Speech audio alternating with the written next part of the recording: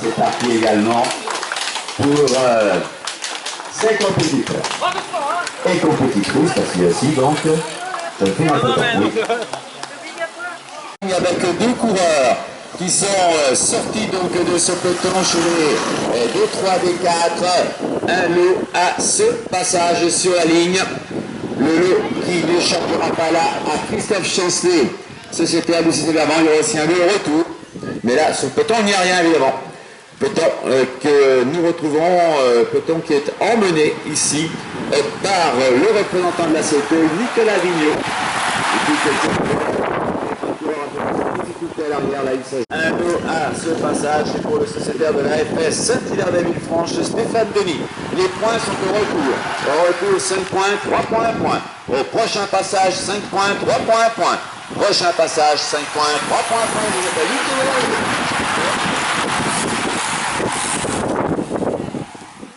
8 donc du côté des D1, D2, celui qui passait en tête, je vous l'ai annoncé en direct, c'est Maxime Mounier, coureur qui est licencié à l'Avenir Cycliste de Nersac, la CNRSAC. Les points, c'est quand ils arrivent, 5 points, 3 points, 1 point.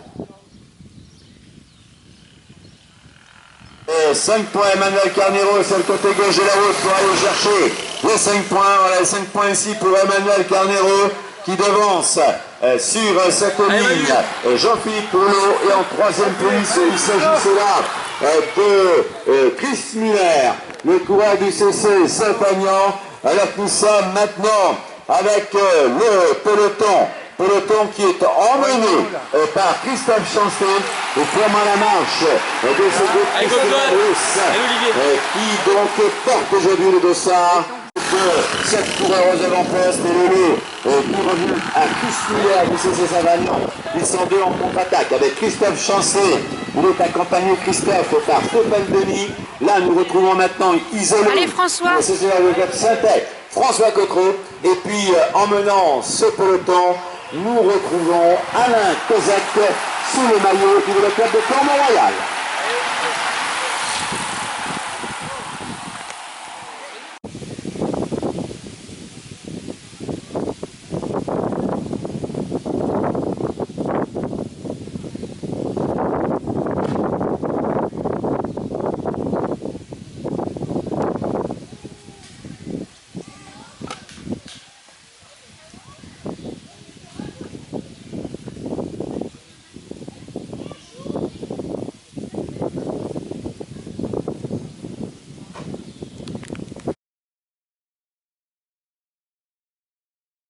Points au retour, les points seront au retour, les points au retour avec Chris Muller qui passe en tête, il a la mi-course, les points seront au retour sur la tête de l'épreuve, alors que ce peloton est emmené par Cédric Mariel, il est licencié au SA Mérignac.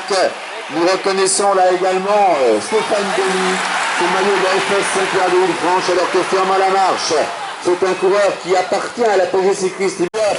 Jean-Philippe Ferrand avec Jean-Philippe Ferrand devant Chris Muller et Rodolphe Milot pour les 3 premières places.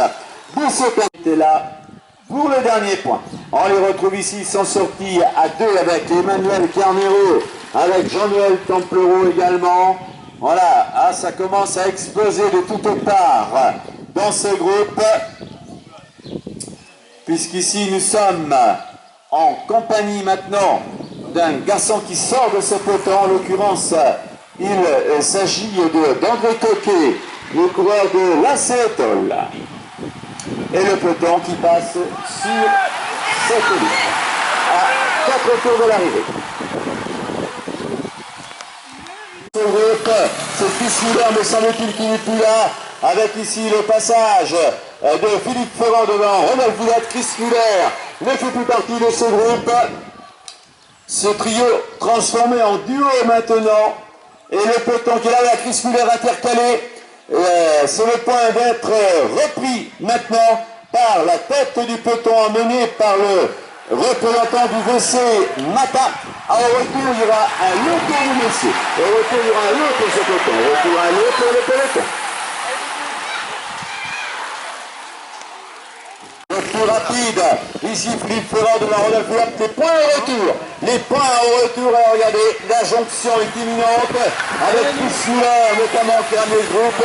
5 points, 3 points, point au retour. 5 points, 3 points, point au retour.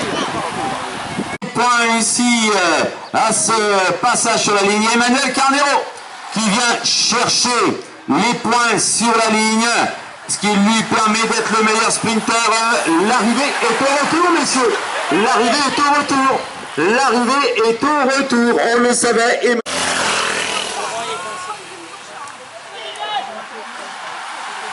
Le sprint massif.